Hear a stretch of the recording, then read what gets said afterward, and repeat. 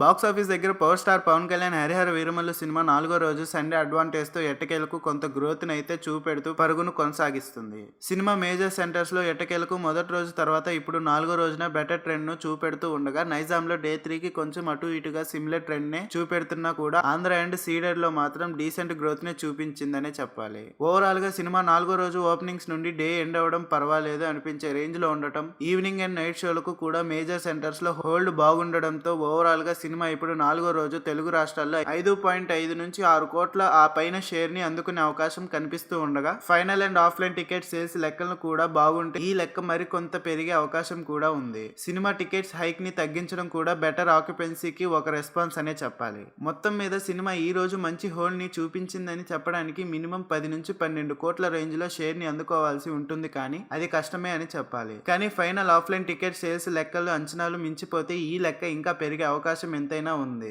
ఇక cinema box office దగ్గర world wide గా మొత్తం పెద్దగా గ్రోత్ ని ఏమీ చూపించలేకపోతుంది. దాంతో తెలుగు రాష్ట్రాల కలెక్షన్స్ లో గ్రోత్ తక్కువ ఉండటంతో వరల్డ్ వైడ్ గా 4గో రోజున ఇప్పుడు సినిమా 7 కోట్ల నుండి ఆ పైన షేర్ అందుకోవచ్చు. మరి సినిమా ఈ లెక్కలు మించి ముందుకు ఏమైనా వెళ్తుందో లేదో చూడాలి. మరి చూస్తూనే ఉండండి. లేటెస్ట్ అప్డేట్స్ కోసం దయచేసి మన ఛానల్ ని సబ్స్క్రైబ్ చేయండి, లైక్ చేయండి, షేర్ చేయండి, కామెంట్స్ పెట్టండి.